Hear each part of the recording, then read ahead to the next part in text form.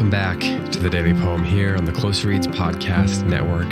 I'm David Kern. Today's poem is brought to you by John Keats, who, as you know from a previous episode on this podcast, lived from 1795 to 1821. He was just 25 when he died. And this poem is a sonnet with the name written on a blank page in Shakespeare's poems facing a lover's complaint. And that's facing a lover's complaint is in quotation marks. It's a work in Shakespeare's poems.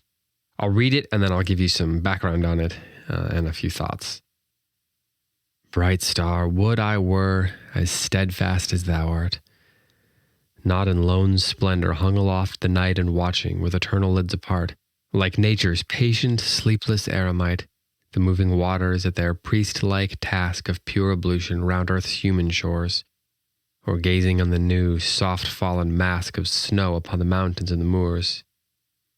No, yet still steadfast, still unchangeable, pillowed upon my fair love's ripening breast, to feel forever its soft fall and swell, awake forever in a sweet unrest, still to hear her tender taken breath, and so live ever, or else swoon to death.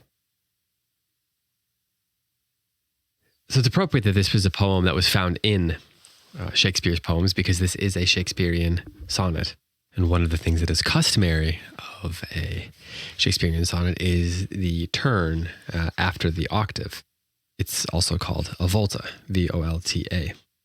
And here, after that octave, we get him starting a line with the word no, and then a dash. So it's all written as one sentence, even though it doesn't seem like it ought to be.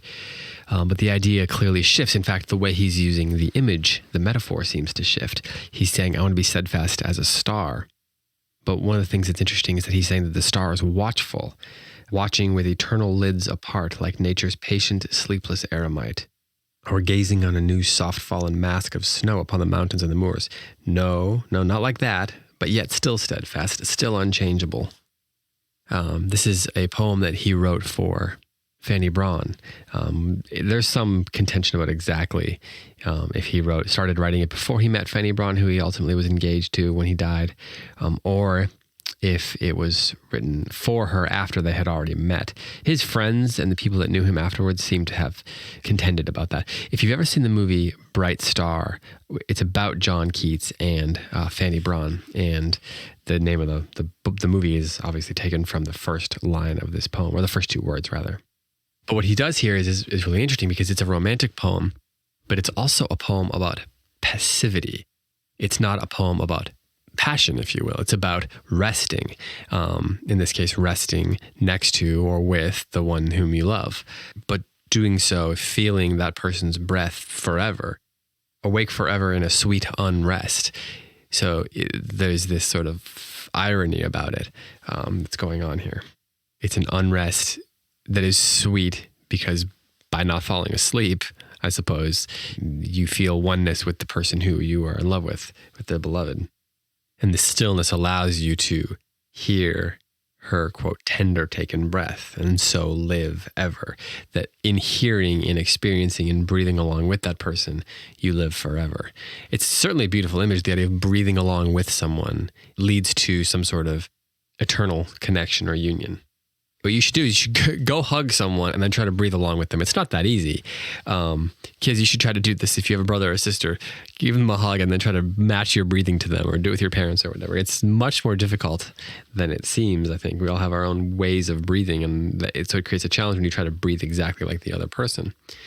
But I think that's kind of what Keats is getting at here, that in finding a way to create that sort of union in your breath, that creates an eternal bond between the poet and the beloved. And of course, this poem was published 17 years after he died. He died very young. He got sick, and he died before he and Fanny Brawne ever even were married. So in that way, it's quite a tragic poem.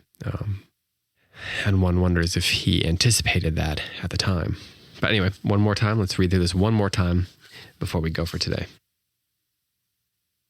Bright star, would I were as steadfast as thou art, Not in lone splendor hung aloft the night and watching, with eternal lids apart, like nature's patient, sleepless eremite, the moving waters at their priest-like task of pure ablution round earth's human shores, or gazing on the new, soft-fallen mask of snow upon the mountains and the moors. No, yet still steadfast, still unchangeable, pillowed upon my fair love's ripening breast, to feel forever its soft fall and swell, awake forever in a sweet unrest, still, still to hear her tender taken breath, and so live ever, or else swoon to death. This has been the Daily Poem. Thank you so much for listening, and I'll be back tomorrow with another one.